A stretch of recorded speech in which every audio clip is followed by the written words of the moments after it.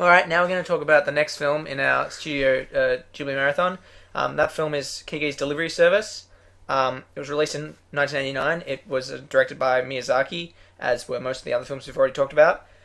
However, I wouldn't put it... And I know Brett agrees with me. We don't put this anywhere near any of the other films we've watched. I personally think it's probably his worst one that I've seen. It was the plot is about Kiki, who's a 13-year-old girl and a witch in training, and she leaves her home to go and find a city to live where she can practice her witchcraft. And she befriends a woman who owns a bakery, and she rents her a room, and Kiki decides to run a broomstick delivery company out of her room in this bakery. And she, befriends a boy who lives in the town, and and that's really about it. I was bored witless as I was watching this movie, to be perfectly honest. It's in some ways a coming of age. Yeah, I mean, but it's really not. Well, it's not interesting. What I thought about the film, the thing that really struck me, is that it felt very Western. Like, as far as I know, the idea of witches who dress in black and ride broomsticks, and she has a black cat who talks to her. As far as I know, that's not a Japanese. That's not part of Japanese mythology. Far more Western. It's a Western idea. This is it's definitely a very kid targeted film. It's the most, I guess, in terms of, it hasn't got the kind of weird. There's no giant bugs. There's no steampunk. There's nothing like that.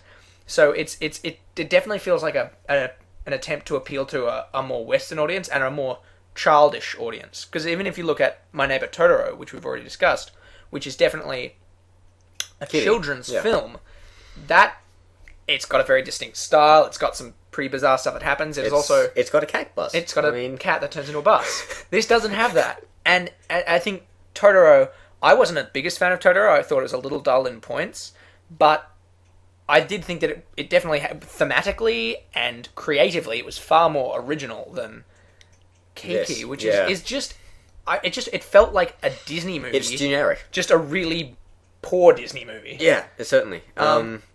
And even things that Studio Ghibli does really well, which is music and animation, are poor in this. Like, the music, it suits it, sure, but it's very generic. Yeah, I mean, it was probably the right decision. And the animation seems like a step down from My Neighbor Totoro, which is bad. I didn't specifically notice that it looked considerably worse or anything. I would have said probably looked about the same. But it's not interesting, because even, in Totoro, in Grave of the Fireflies, in all the films we've watched, visually, they've been interesting films. We've had interesting creature designs or, great sort of visual composition. This just, again, it felt like a Saturday morning cartoon. Yeah, certainly. But it was in Japanese, and that was...